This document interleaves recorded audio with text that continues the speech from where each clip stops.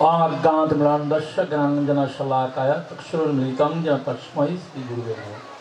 श्रीचैतन्यमनोभीष्टं स्थापितं येन भूतले स्वयं रूपे कदा मह्यं ददाति स्वपदान्तिकम्। नमो विष्णुपदाय कृष्णप्रेष्ठाय भूतले श्रीमते भक्तिवेदान्त स्वामिनिति नामिने।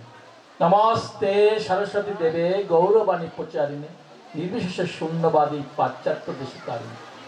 जय श्री कृष्ण चैतन्य प्रभु नित्यानंद श्री अद्वैत गदाधर शिवासादि गौर भक्तवृंद।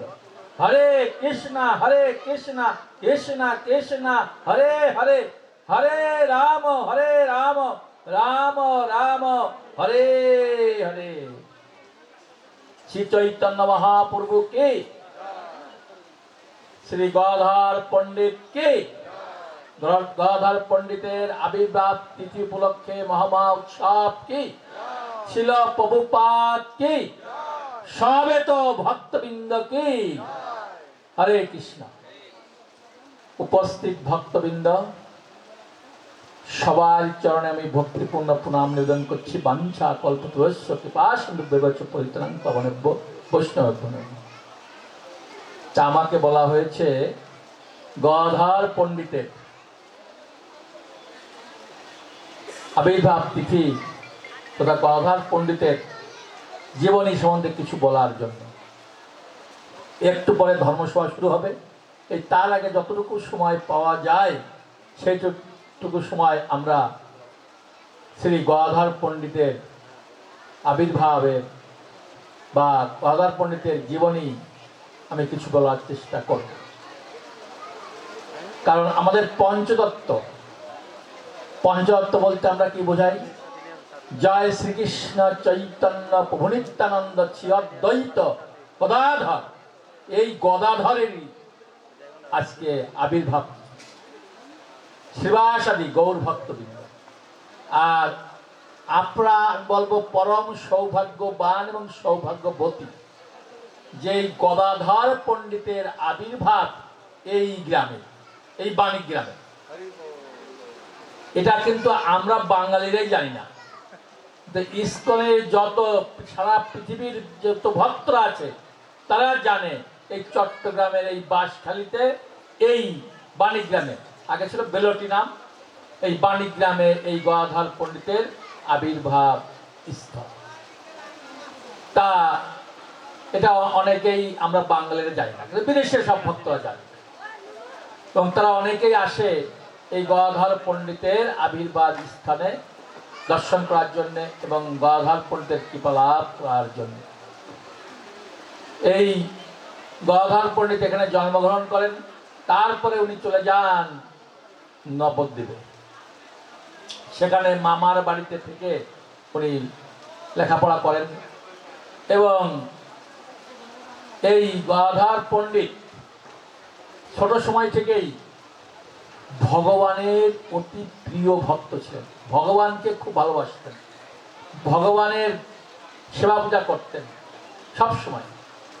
মানে শাস্ত্র গ্রন্থ সময় তার এত অগাধ জ্ঞান ছিল, এই তা অনেকেই অবাক হয়ে যেত। এবং উনি কোনদিন বিবাহ করেননি। মহাপ্রভুর পারিষদ বর্গদের মধ্যে এই একজন ব্রহ্মচারী, আরো ব্রহ্মচারী ছিলেন কিন্তু একজন অন্যতম। আর মহাপ্রভু প্রায় বলতেন, গদাধর তোমার যে কি সৌভাগ্য, তুমি কি যে পুণ্য অর্জন করে এসেছো, তোমার বৈষ্ণব পরিবারে জন্মগ্রহণ হয়েছে এবং তুমি জন্ম থেকেই বৈষ্ণব, তোমার যে কি সৌভাগ্য আর আমার কি দুর্ভাগ্য, এরকম উনি বলতেন যে তোমার কোনো সৌভাগ্য বলে গদাধরকে আলিঙ্গন করতেন। গদাধর পণ্ডিত এবং মহাপ্রভু একই সঙ্গে লেখাপড়া করতেন, একই বিদ্যালয়ে লেখাপড়া করতেন এবং যত ছাত্র ছিল তার মধ্যে গদাধর পণ্ডিতের সঙ্গে ওনার সম্পর্ক সবচেয়ে ভালো ছিল। সবার সঙ্গে সম্পর্ক ছিল, কেউ মহাপ্রভুকে হিংসা করত যে নিমাই হচ্ছে ছোট দুধের শিশু আর আমরা কত জ্ঞানী গুণী, তা আমরা লেখাপড়ায় ভালো মানে যা করেছি তা নিমাইয়ের কাছে কিছু না। নিমাই এত পারে, আমরা পারি না কেন? হিংসা। আর নিমাইকে দেখলে সবার মানে গা জ্বলতো, হিংসা করতো যে আমরা সব বিষয়ে পারদর্শী।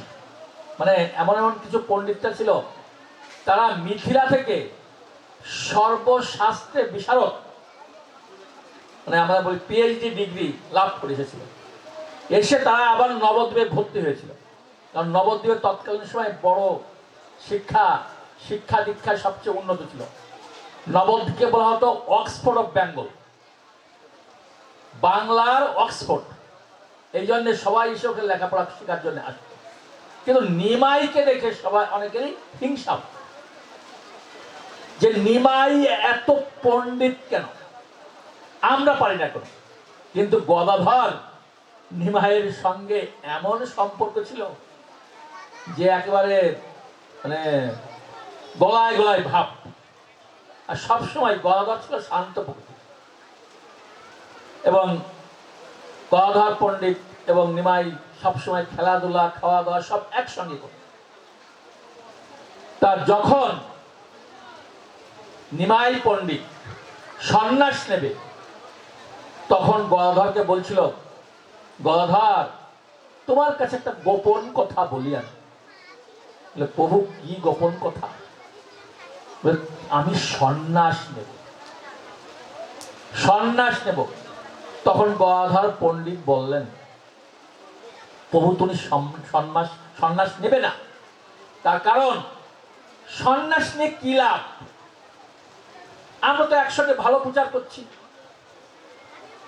আর তুমি সংসারী, তোমার স্ত্রী আছে, মা আছে, আত্মীয় স্বজন আছে, আর আমরা তোমার শুভাকাঙ্ক্ষী কত ভক্তবৃন্দ, আমরা তোমাকে এত ভালোবাসি। তুমি যদি সন্ন্যাস নাও তাহলে বিষ্ণুপ্রিয়া মারা যাবে, সচিমাতা মারা যাবে, আমি গদাধর আমিও মারা যাবে, অদ্বৈত প্রভু মারা যাবে, নিত্যানন্দ মারা যাবে, মুকুন্দ দত্ত, বাসুদেব দত্ত সবাই মারা যাবে। সন্ন্যাস নিলে সবাই উনি জানতেন সন্ন্যাস নিলে নবদ্বীপে থাকবেন না।